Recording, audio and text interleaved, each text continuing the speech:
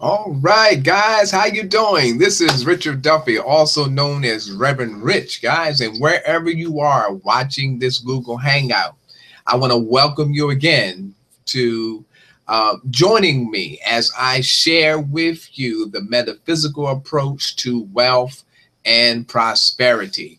And guys, I am excited about this particular lesson. If you recall, on the previous Google Hangout, we discussed the idea about this particular law, this creative law. I believe it's entitled The Creative Law of Prosperity, and how that is important. And I'm going to emphasize this over and over again. That is important that you do the first step in order for the next two steps to work for you in your life. If you don't do the first step, and the first step we talked about is having a plan. Without a vision, the people perish. Okay? Without a plan, you're basically are living your life as if you're rolling dice and you hope you roll a 7, right? And we know the probability of that. So we do not have to just live our life by chance. We have a powerful mind. As a matter of fact, we talked about in previous videos that we are infinite beings in a body. We are spiritual beings created in the image and likeness of God. We have divinity within us. We have the ability to change worlds. Yes, that's exactly what I said. Because the first world that you're going to change is the world on the inside of you. And you change on the inside of you, you have the capacity and the ability and the potential to change the worlds around you. But first, you got to work on you. And we talked about first is having a plan, writing out one's desire concerning their plan, and consistently expanding on the plan. Don't just have a plan, but expand on the plan. Cause that dream to become bigger, expand, see way beyond a year, 2 years, 3 years, 5 years, 20 years, 50 years. Okay, expand on that plan. Then if you don't do number 1, number 2 doesn't help you. Number 2 says mentally imagine the plan and those plans desire as fulfilled. So not only are you going to write it down, but you are going to mentally see the plan as it's already fulfilled. And you're going to play that picture over and over in your mind. You're going to do just like children do. When you give them a crown they have a playhouse. Or if you just put your children out in the backyard. Guys, it is amazing how you could just put them out with very small things. You don't even have to have a swing. You don't have to have all the fancy stuff. Put them out there. They'll use their imagination and they'll create a game. They'll create something to play with, and before you know it, every day they go outside, they are expanding on that game. We've done it when we were kids, and kids still do it today. Why? Because the creative mind in them is the God mind in them. Okay? Even as a child, they are infinite beings in a body, and they have creativity. So that's why they can use their imagination, and they can create so many different things with it. So listen, that's why this particular law is so important. Do the first one first. It says, have a plan. Second, mentally imagine that plan and those plans desire as fulfilled. Then third, constantly affirming their perfect fulfillment. In other words, continue to affirm the complete fulfillment of that which you desire, that which you want fulfilled. Continue to affirm it all the time, every day. And you yourself is causing that dream, that goal to be materialized in your life. Isn't that powerful? I mean, guys, this is powerful. So remember that. Now, this next particular lesson. So I just gave you an overview of what we talked about in the previous Google Hangout. But this one here, this one particular idea is the most important to me. If you have watched the first or second Google Hangout that I've done, you have probably gotten a hint that I'm very passionate about success and wealth. You probably got that hint, okay? And that I discuss this idea of prosperity, and I am passionate about the idea of people loving the idea that they can become rich and they can have freedom to be, to do, and to have, and have no contradiction in their heart about the idea or the desire to become rich. So you probably are getting a hint that that's what Richard Duffy, also known as Reverend Rich, is all about. And you're exactly right. If you really look at this particular creative law, you're going to have a clear picture on what I believe God's desire for you. Many of you watching these Google Hangouts, you're going to have an aha moment. You're going to have that feeling that I knew that was right. I knew there's something inside of me that did not mind if I had a lot of money and I had a desire for a lot of money. I knew that was right. Now remember, we mentioned the quote that I always share. And that quote says, you ought to be rich. You have no right to be poor. To live and not be rich is a misfortune. And it's a double misfortune because you could have been rich just as well as being poor. Yes, you ought to be rich. And if it's done in honorable methods, and these are the only methods that leads us quickly toward riches. My encouragement to you is that your dream to be rich is God's dream for you. As long as those dreams are honorable, they are of good report. They are a blessing to yourself, and they're also a blessing to society and your fellow brethren. Okay? God is not into ugliness. Okay? So as long as your methods is honorable methods, then God would honor your request, your desire. That makes sense? Okay, so this particular chapter has a lot of buzz in it.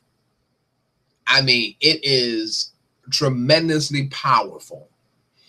And this one has to do with your desire. Now, when you think about desire, I would give them the desire, they that walk upright for me, I would give them the desires of their heart.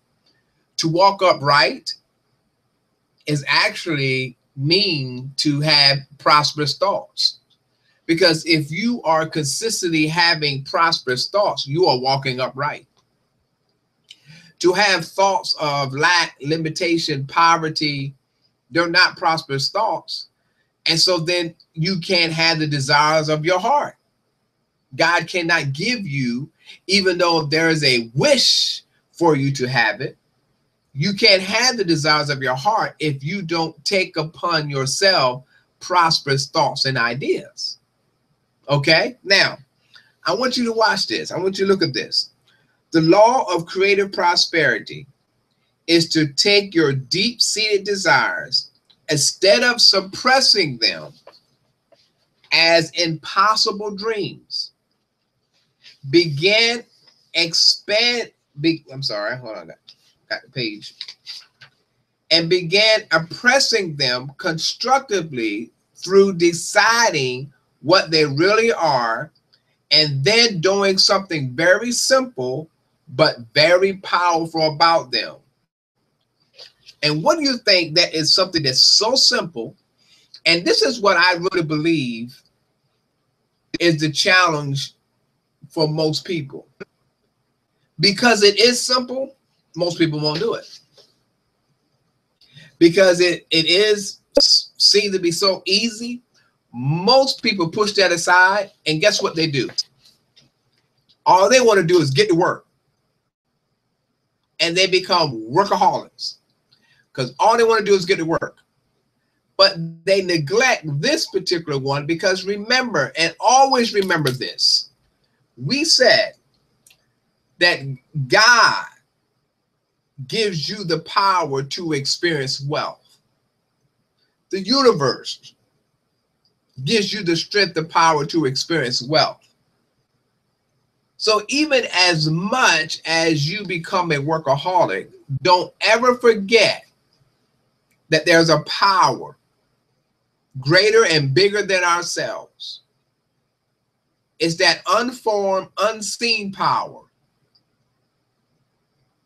It's that unformed, unseen power that you and I are made of. It's the stuff that you and I are made of. It's the stuff that created this whole universe. It is that stuff that keeps the sun where it is. It keeps the moon. It's the stuff that created all things that you and I are made of. And this one simple thing that we are asked to do in reference to your desire and my desire is to write it down. What? That's right. Write it down. Now, here's another thing that I believe the reason why we don't write them down is because we are a little reluctant to speak about material things and God in the same sentence. I hear so many people in church, out of church, it doesn't matter. They treat material things like they're almost the worst things you could ever have. Now they have them, and they'll say it's not all about the material. Guys, we are infinite beings, but we're in a physical body. We're not infinite beings to the point where we don't need material things. We are infinite beings, but we have a physical body. So the material things are needed for this physical experience. If I'm no longer in this physical experience, then I don't need a Bentley. I don't need a Mercedes. I don't need a home. I don't need a house. But while I'm in this physical experience, those things are necessary. The transportation are necessary. The shelter, they're necessary. The clothing, they're necessary. All of these things are necessary for this physical experience. And just like she said earlier in the chapter, and I mentioned to you early in the Google Hangout, it's abnormal for you not want to be rich. Because being rich means that you have a choice to enjoy the material things while you're in this physical experience. And I hear people say it all the time, even the ones who are very successful. They'll say, but it's not about the material. Why do we think that the house here and God here are completely separate? Why do we think that? Why do we think the material is way over here and God's over here? And it's because the erroneous concept of these erroneous beliefs that we've had, and because we have believed that God one day is going to destroy the earth, so the material things are not important. Nah, one day it's going to be gone anyway. Another reason why I'm just going to be honest with you. Another reason why we don't think material is important, because we said, well, you can't take it with you. Well, what does that mean? So I can't take it with me. Okay, Whippy-doo. What does that mean? Okay, so I can't take it with me, or I can't take my money with me. Does that mean that I can't enjoy it while I'm alive? What does that mean? And I think it means, personally, that it gives an excuse for you not stepping up your game and being the infinite being that you are, that you're supposed to be, and manifest the wealth and the success. So it just gives you an excuse. Because guys, as long as you are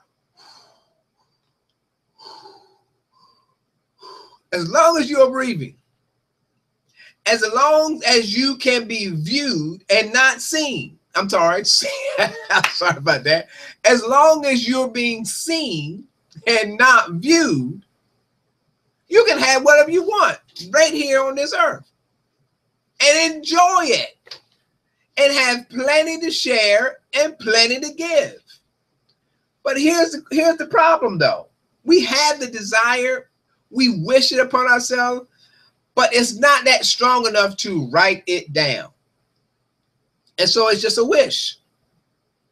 It just becomes a wish. Now, look what she says here. She says, the law of creative prosperity is to take your deep-seated desires and instead of suppressing them as impossible dreams, begin expressing them constructively through deciding what they really are and then doing something very simple but very powerful about them. Write them down. That is, make a list or draw up some kind of potential plan. Guys, I've said this again and I will continue to say this, and this is my opinion. I apologize if you don't agree with me. I'm sorry, but this is my opinion. I said this on the last Google Hangout. The reason why we don't have a plan for wealth and success, right? Because you're probably like I was 20, 30 years ago. I had one plan and one plan only. One day to get out of here. That was my only plan. I was one of the ones who felt that at any minute, any time, Jesus was going to crack the sky. I had no plans. It wasn't important to have insurance. It wasn't important to have a savings. It wasn't important to college. None of those things was important. The only thing important was me going to church and looking up one day, seeing when Jesus was going to crack the sky, but had no plan. Now, I want you to understand something. I told that to you. That was happening to me 40 years ago. And I'm not here criticizing anyone who believes in the second coming. What I am saying is this. 40 years ago, I believed that, and I'm still here. So what do you think? Where do you think I would have been if I followed this particular principle and wrote down my deep-seated desires about what I want to be, do, and have? I have no doubt I'd have been far, far, far greater than where I am right now. And I want to help as many people I can right now who's listening to these Google Hangouts, is that don't get caught up in this world coming to an end and listen to me, and you just live your life stagnant with no dream, no purpose, no passion. You just wait for one day the earth just go poof and it no longer exists anymore. Don't do that. Because then 40 years later, you're going to look back and say, oh my goodness. What did I do? What have I accomplished? What have I created? Are you listening to me? Are you hearing me? Watch this. It goes on to say, many people work hard at prosperity in external ways. But they miss the mark because they are afraid to get definite in their thoughts and desires. I didn't know that I was allowed to become definite. I didn't know I could have a desire for wealth and riches. I didn't know it was possible. I really felt guilty and really felt bad that I did. Things didn't begin to change for me, guys, until 2006, boy, and bam. I've been on a course now. There's nothing holding me back now. And my prayer is that you are watching this video with an open mind. I'm not here trying to offend anyone or criticize anyone. I'm sharing you my heart, where I was and where I used to be, and how that God will for all of us is to be an expression of infinite wealth. Now, watch this. She says most people work hard for prosperity, but they're afraid to become definite in their thoughts and desire. They want to live better and to have more money, but they never get definite. Why do you think they never get definite? I mean, think about it. If I told you that you could have $1 million in the next 5 years, why wouldn't you get definite about it? Would you say to me, well, see, but the Bible said the love of money is the root of all evil. Money is the root of all evil. Would you tell me that?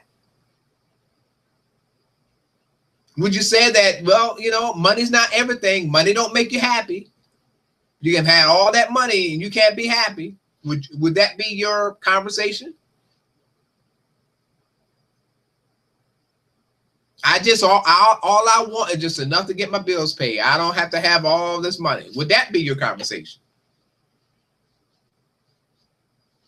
The reason why people are not definite because they don't know if it's okay, if it's right, if I'm in the will of God. So you look at the other 5% of people in the world, they have no problem. And not only being rich, but expanding their wealth. They have no problem. They have no problem living on the beach month after month. And 95% of the people are working 2 and 3 jobs just to pay stuff, just to pay the car and the payment and the bills. Everybody else living on the beach. Are you listening to me? They're out playing golf, enjoying themselves, enjoying life, enjoying the beautiful scenes of earth, the mountains, the oceans, and all of that. And the only time anybody else can see them is on TV. And they wish they could be a part of that. They wish they could involve themselves. But guess what? It's hard to desire to be rich and not be definite. It's not going to happen. And that's why she says right here, it's so important. They are afraid to get definite in their thoughts and desire. They want to live better. They want to live better, to have more money, but they never get definite in desires and how they want to live better or how much more money they need. You know what? Listen, have you ever thought about, I want this car, so how much money do I need to get this car and afford to take that car, take care of that car? If you understand what you need, then you will go out and create a plan to do it. And here's the wonderful thing about it. God is behind you 180%. Matter of fact, this is what she says in reference to how God feels, and I'm going to close on this part. She says, in fact, many people hesitate to get definite, fearing that they are telling God what to do. Most of us are afraid, like, God, I want this. God says, yes, I'm talking to God. I am your son. Thank you. Say, Richard, you could actually, you believe you could talk to God like that? Yes.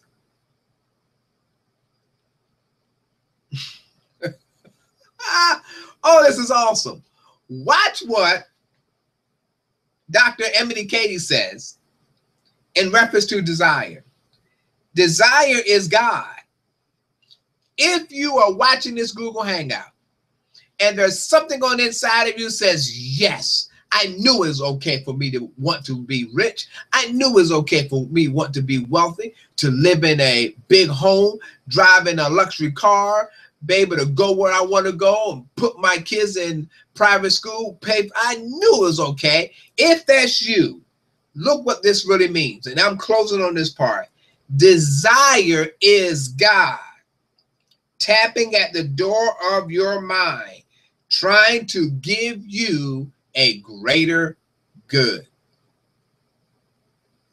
I'm going to tell you this right now. There is absolutely no way you can have the desire and God not giving you the way to fulfill it. You can't have a deep-seated desire and not a way to have it fulfilled.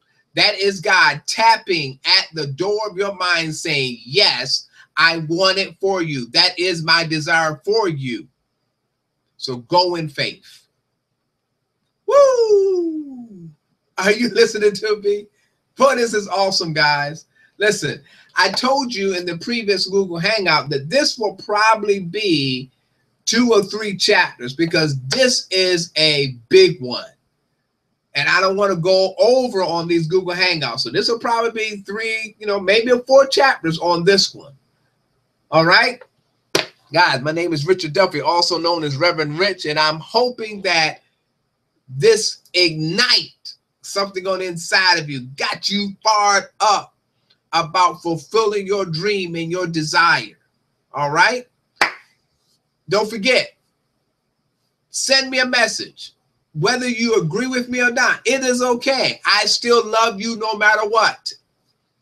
And we can communicate. We can talk. We can agree or disagree. It doesn't matter. I still love you. Go to my blog, www.youtoocanberich.com. You'll see that right underneath this YouTube video.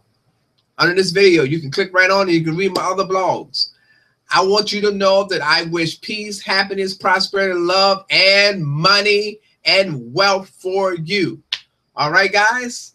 Peace and blessing. Take care.